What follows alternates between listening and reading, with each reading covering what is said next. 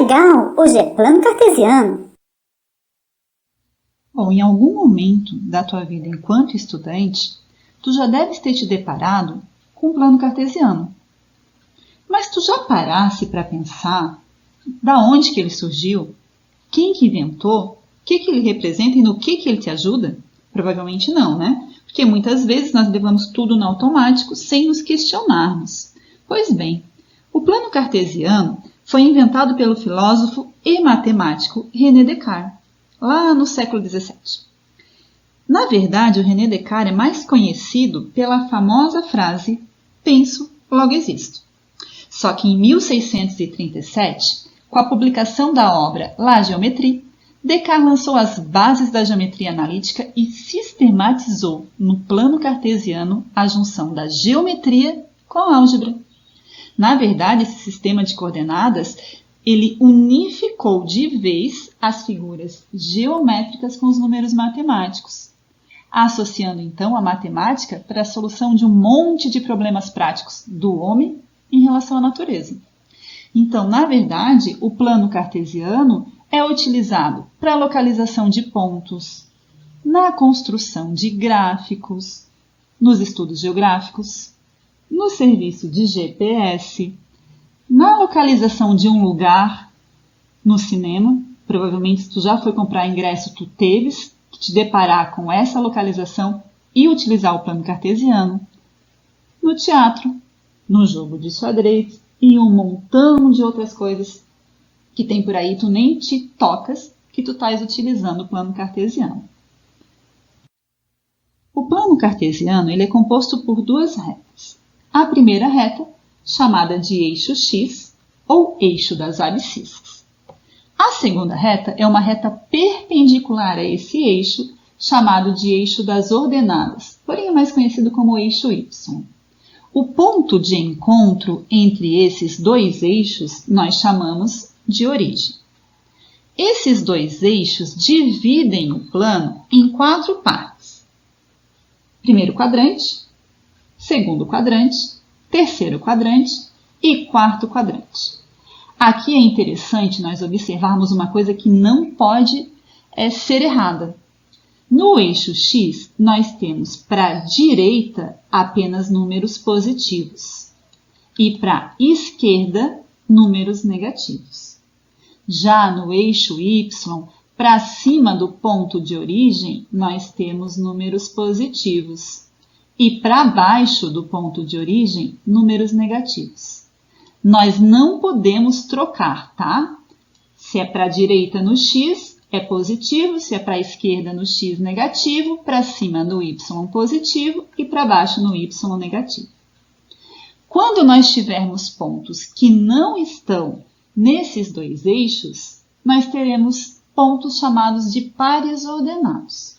Vamos ver um pouquinho então o que é um par ordenado e como que ele é constituído. Par ordenado. Ora, se é par, nós teremos 2 elementos.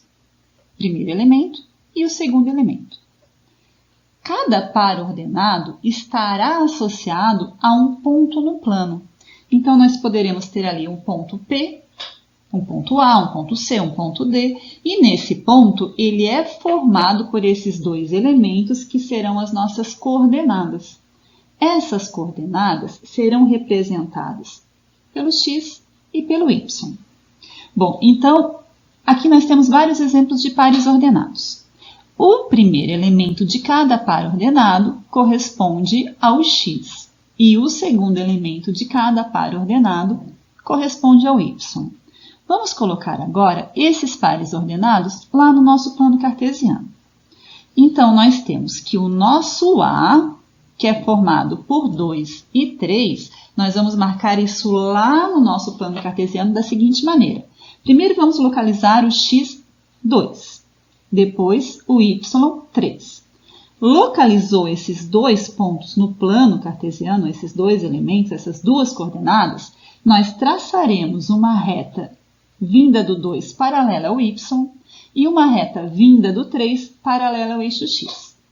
O ponto de encontro entre essas 2 retas será o nosso ponto A. O nosso ponto B. No B, nós temos que localizar o 3 no x e o 2 no y. Feito isso, nós traçamos uma reta paralela ao eixo y no 3, uma reta paralela ao eixo x no 2. E o ponto de encontro entre essas duas retas, nós chamamos do ponto B. Agora, preste atenção nesses dois pontos que ali estão. Se você observar, nós temos que o A é composto pelo elemento 2 e 3 e o B também é composto pelos elementos 2 e 3. Porém, as coordenadas estavam trocadas. No A, o x correspondia ao 2. Já no B, o x correspondia ao 3. Isso faz com que os nossos pontos estejam em lugares totalmente diferentes. Então, eu não posso dizer que o ponto A, que é formado pelas coordenadas 2 e 3, é igual ao ponto B, que é formado pelas coordenadas 3 e 2. Certo? Ok. Vamos continuar, então. O nosso próximo ponto é o ponto C, formado pelo menos 2 e 4. Então, vamos localizar o ponto C. Como é que a gente faz para localizar? Nós primeiro achamos lá no eixo x o menos 2. Depois, lá no eixo y, o 4. Localizou? Agora, a gente vai traçar retas para se encontrarem. Uma paralela ao eixo y vinda do menos 2 e uma paralela ao eixo x vinda do 4. O ponto de encontro será o nosso ponto C. Agora, nós temos o ponto D. Na verdade, nós temos aqui dois pontos especiais, o ponto D e o ponto E.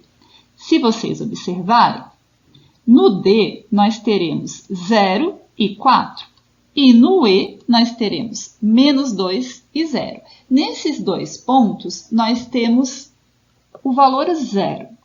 Quando nós tivermos 0 e alguém, nós marcaremos o ponto nesse alguém. Olha só, no D eu tenho 0 para o x e 4 para o y. Então, na verdade, esse ponto D será marcado sobre o eixo. Sempre que eu tenho 0 e alguém, eu terei que marcar sobre o eixo, tá? Então, esse ponto D, quando eu tenho 0 e 4, eu marcarei lá no eixo y o nosso ponto D. Já no ponto E, nós temos o valor de menos 2 e 0.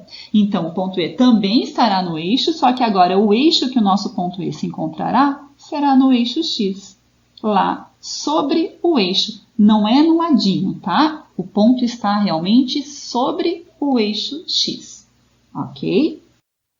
Bom, e para terminar, nós temos um quadrilátero no plano cartesiano e está sendo pedida as coordenadas dos vértices desse quadrilátero. Bom, nós já sabemos que as coordenadas cartesianas são representadas por pares ordenados, onde o primeiro elemento é o x e o segundo elemento corresponde ao y. Bom, então vamos lá no ponto A. No nosso ponto A, quanto é que ele está marcando de x? Aí como é que eu faço? Eu vou lá para o eixo x e vejo da onde está saindo a reta paralela. Olha só, no eixo x está saindo do 1. Então, significa que no meu eixo x eu tenho 1. E no eixo y a mesma coisa. Eu vou lá para o eixo y e vejo aonde que está sendo marcado. Então, no eixo y corresponde ao 2. Certo? Agora vamos para as coordenadas do ponto B. O que nós temos no ponto B? O que eu faço? Vou lá para o eixo x, vejo qual é o correspondente no eixo x. No eixo x está marcado no 2. Mesmo processo lá no eixo y. O ponto B está sendo marcado no 4. Ok? Agora, as coordenadas do ponto C. Onde está o ponto C? O que eu faço? Vejo qual é a sua marcação no eixo x. Então, no eixo x corresponde ao 4. E no eixo y corresponde ao 2. E, por último, as coordenadas do ponto D, que corresponde a 3 no x e no y corresponde a 1. Ok? Então, por hoje, era isso.